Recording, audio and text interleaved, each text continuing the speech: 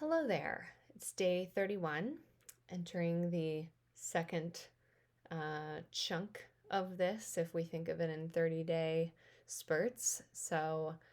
I hadn't really thought of that initially because I'm doing sort of weekly cycles, but I told you guys a couple days ago what my big focus for the time being is. And my morning routine, even on a Sunday, went really well today. So I'm grateful for that. And I did my meal batching. It was a lot of work, but it cleaned up along the way, and really happy about that. Gonna have delicious food this week. Um, this episode, or whatever I'm calling it, edition of the vlog, is going to be interrupted by just a little bit of raw processing of the rabbit hole that I've been going down with this whole conspirituality and QAnon thing.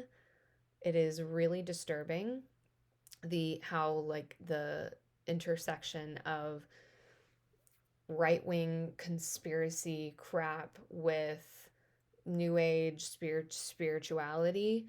Like you can't trust, big government, big pharma, big farming, you can't trust the mainstream media.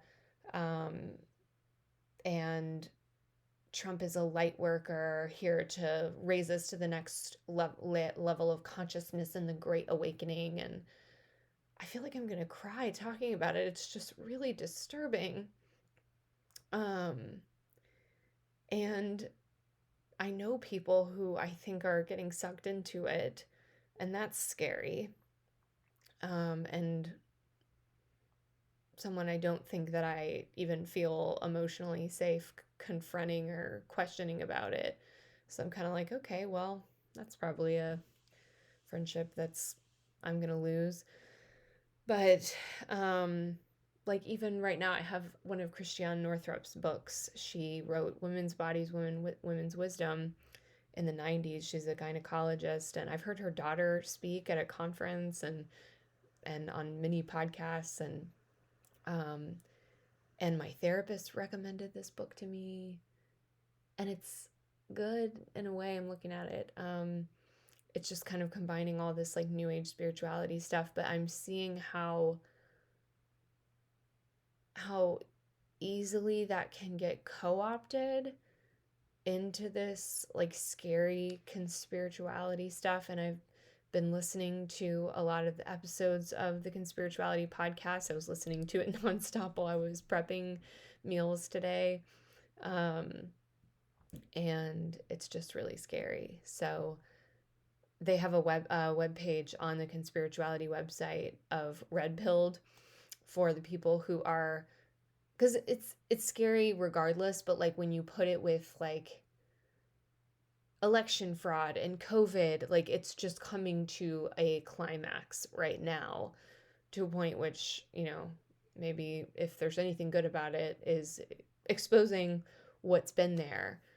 So, um, yeah, just pretty scary. And like I said, my thoughts are still really raw, but I'm like, do I need to have a book burning party? At least that one has to go get out of here. Um, and luckily, I looked through that list of red pilled, and there weren't really anyone else that I have followed personally on there. In fact, I was really grateful. One of my favorite New Age witchy teachers, Tess Whitehurst, who has a literal book about unicorns here on my bookshelf. Like she's calling this stuff out, and she's like really doing some deep reflection of like, oh my God, like I hope my work has not ever given any credence to this stuff. And they were just released a special episode on their podcast, her and her co-host. It's called Magic Monday, and they were like, we wanted to get this episode out ASAP, because it was scheduled for a couple weeks, and they're like, this, we need to get this out before the inauguration.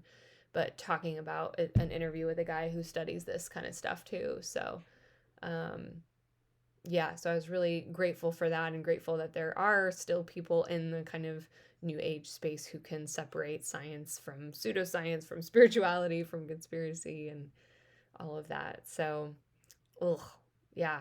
I will put a few links to some articles in the description of this video. This wasn't really much about my ADHD journey, but this is the rabbit hole that I am down, and I'm disturbed and I want to talk with people about it. So that's it, and I'll see you tomorrow.